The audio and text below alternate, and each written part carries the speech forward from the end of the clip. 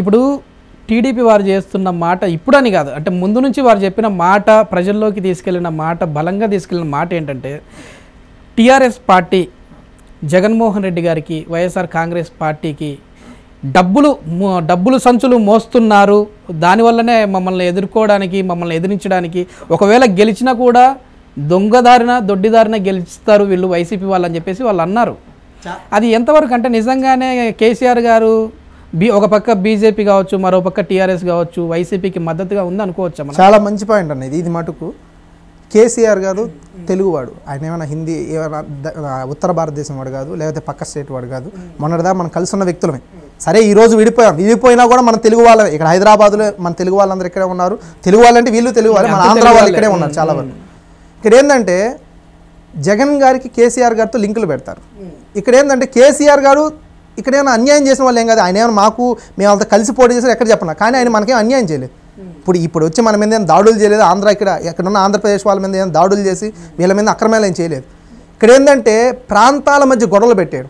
అక్కడ ఏదో ఆంధ్ర వాళ్ళు కొట్టేస్తున్నారు ఒకటి అంటారు, ఆంధ్ర వాళ్ళ మీద అక్రమాలు జరుగుతున్నాయి కొంతమంది. ఎక్కడ జరిగాయి? ఈ హైదరాబాదులో దరిదాపులుగా 30-40 లక్షల మంది ఆంధ్ర వాళ్ళు ఉన్నారు. ఏ ఒక్కరి మీద దాడి జరిగింది? ఇక్కడ ఉండే సాఫ్ట్వేర్లో 75-80% ఇక్కడ ఆంధ్ర వాళ్ళే ఉన్నారు. ఎవరి మీద దాడులు జరిగాయి? ఇక్కడ దరిదాపులు ఆంధ్ర వాళ్ళు ఇల్లు కట్టుకొని హ్యాపీగా సెటిల్ అయిపోయినారు, ఇక్కడ సెటిల్ అయి ఉన్నారు. ఇప్పుడు వాళ్ళ జీవితాలు నాశనం చేయడం కోసం మీరు మాట్లాడుతున్నారు. ఇంకొకటి చెప్పాలి, సాటి తెలుగువాడైన కేసీఆర్ మీద మీకు కోపం ఉందే, సాటి మన ఆంధ్రప్రదేశ్ విడిపోయినటువంటి తెలంగాణ మీద మీకు అంత కోపం ఉందే. ఎవరండి ఫరూక్ అబ్దుల్లా? ఎక్కడి నుంచి వచ్చాడు ఆయన? ప్రత్యేక హోదాని వద్దని ఖండించిన వ్యక్తి ఆయన. ఎవరండి దీది? ఆమె ఎందుకు వచ్చింది ఇక్కడికి? ఎవరండి ఇక్కడ? ఎవరు తమిళనాడు నుంచి వస్తారు, దేవేగౌడ వస్తారు, ఎవరెవరు వస్తారు. వీళ్ళల్లో వచ్చినటువంటి చంద్రబాబు నాయుడు చుట్టూ వచ్చినటువంటి ఏ ఒక్క నాయకుడు కూడా ప్రత్యేక హోదాకి సపోర్ట్ చేస్తామన్న ఒక్క నాయకుడు లేడు. కేసీఆర్ గారు మంచో చెడో నాకు తెలియదు, కానీ కేసీఆర్ గారు డయాస్ మీద డైరెక్ట్ చెప్పారు, నేను ప్రత్యేక హోదాకి సపోర్ట్ చేస్తానని డైరెక్ట్ చెప్పారు.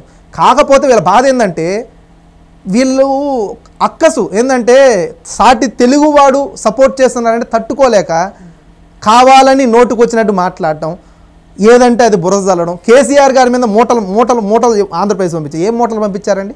ఏ మూటలు? మేము ప్రజల ప్రేమతో గెలిచాం కానీ డబ్బుల మూటలతో కాదు. ఎవరు డబ్బులు మూటలు పంచారో, డబ్బులు ఎవరి దగ్గర దొరికాయో, కట్టలు ఎన్ని దొరికాయో, ఎన్ని 100 కోట్లు దొరికాయో చూసాం కదా ఎంత దొరికాయో. కాబట్టి సాటి తెలుగువాడిని వీళ్ళు ప్రేమించలేరు, కానీ ఎవరో ఫరూక్ అబ్దుల్లాని ప్రేమించి ఆయన ప్రేమ పంచగలరు, ఎవరో దీదీని ప్రేమించి ఆయన ప్రేమ పంచగలరు, ఎవరో దేవేగౌడని తీసుకొచ్చి ఆయన మాలలేసి దండం పెట్టగలరు. సాటి తెలుగువాడిని గౌరవించరు వీళ్ళు. సాటి తెలుగువాడిని, మన తెలుగు వాళ్ళు బతికేది ఇక్కడ ఆంధ్రప్రదేశ్లో ఉండే ప్రజలు హైదరాబాద్లో చాలామంది ఉన్నారు. ఇక్కడ దరిదాపులో ఒక 70-80 లక్షల మంది తెలంగాణలో బతుకుతున్నారు. వీళ్ళ జీవితాలు మనకు అవసరం లేదు.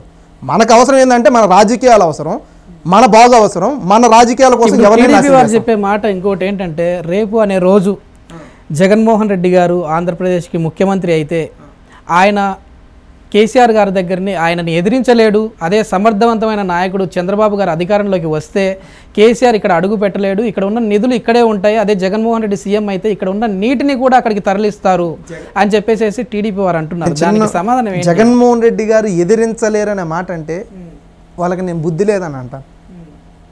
కేసీఆర్ కాదండి, కాంగ్రెస్ పార్టీ అధినేత్రి సోనియా గాంధీని ఎదిరించాడు. ఆ రోజు జగన్మోహన్ రెడ్డి గారు ఎదిరించకపోతే సీఎం అండి. ఎదిరించకుండా ఒక 2 నిమిషాలు తలంచుకొని సరేలమ్మా అని అంటే 2 మాటలు అంతే, తలంచుకొని 2 మాటలు అంటే అంతే సీఎం అవ్వదు. ఒక 2 నెలలకో 3 నెలలకో 5 నెలలకో సీఎం చేస్తారు, లేకపోతే కేంద్ర మంత్రి ఇస్తారు, లేకపోతే ఈ ఇబ్బందులు ఉండవు, ఈ కష్టాలు ఉండవు, ఏముండవు. ఆమెనే ఎదిరించారండి. ఇతనికి భయపడతారా? గౌరవం. ఒక సాటి ముఖ్యమంత్రిగా పక్క స్టేట్లో ఉన్నటువంటి ముఖ్యమంత్రి గౌరవం అది.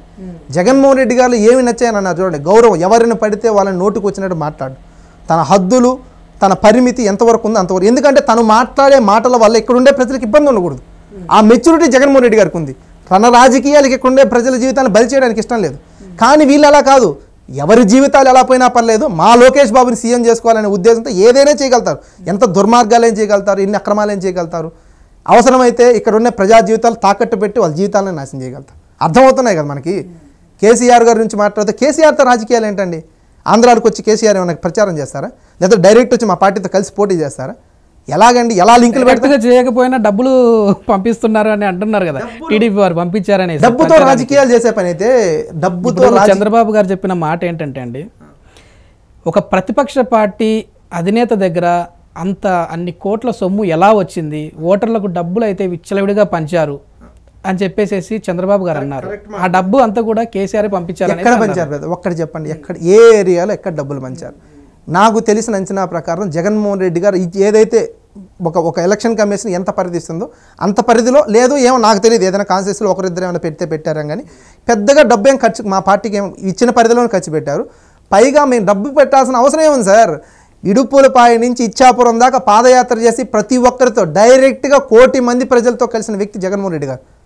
వాళ్ళ కష్టాలు తెలుసు, వాళ్ళ కన్నీళ్ళు తెలుసు, నేను వచ్చిన తర్వాత ఏం చేయాలి, ఎలా చేయాలి అనే ఆలోచన ఉంది. ఇలాంటి మెచ్యూరిటీ ఉన్న నాయకుని ఎవరు పోగొట్టుకుంటారు? ఖచ్చితంగా మంచి కావాలంటే, మంచి జరగాలంటే జగన్ రావాలి, ఖచ్చితంగా రావాలి. కాబట్టి ప్రజలు ఖచ్చితంగా గెలిపిస్తారని. ఓకే అండి, మొత్తానికి మీరు అభిమానించే మీ జగన్మోహన్ రెడ్డి గారు ముఖ్యమంత్రి అవుతారో లేదో ఇంకా నెక్స్ట్ మంత్ 23వ తారీఖు వరకు వెయిట్ చేసి చూద్దాం. థ్యాంక్స్ అండి. Thank you so much brother. మీ ఛానల్కి చాలా చాలా థ్యాంక్ యూ బ్రదర్. ఏదైతే ఎస్ క్యూబ్ హంగామా ఉందో అంటే మాకు ఒక ప్లాట్ఫామ్ క్రియేట్ చేసినందుకు, మేము మాకున్న భావాలు కూడా తెలియజేసేదానికి మాకు ఒక ప్లాట్ఫామ్ క్రియేట్ చేసినందుకు చాలా చాలా థ్యాంక్ యూ బ్రదర్. ఖచ్చితంగా మీరు అన్నారు చూడండి, గెలుస్తారో లేదా? ఖచ్చితంగా గెలుస్తారు. గెలిచిన తర్వాత మళ్ళీ మాట్లాడదాం. సోషల్ మీడియాలో పార్టీకి సంబంధించి చాలామంది అయితే, అంటే అది ఒక పార్టీ కాదు అన్ని పార్టీలకు సంబంధించి చాలామంది అయితే కష్టపడ్డారు. ఎన్నికల సమయంలో ఒక సైనికుల్లా కష్టపడ్డారు. అలాంటి వారందరూ కూడా కార్యకర్తలు అంటే లోకల్గా ఉండేవారిని చూసో లేకుంటే ఆ ఎమ్మెల్యేని చూసో కష్టపడిన వాళ్ళు కాదు, వీళ్ళు అధినేతలను చూసి కష్టపడ్డవారు. ఇలాంటి వారందరినీ కూడా మా ఎస్ క్యూబ్ హంగామా ఆహ్వానిస్తుంది. ఇక్కడ కింద స్క్రోల్ అవుతున్న మెయిల్ ఐడికి మీ వివరాలను పంపించండి, మీ కాంటాక్ట్ నెంబర్ని కానీ పంపించండి.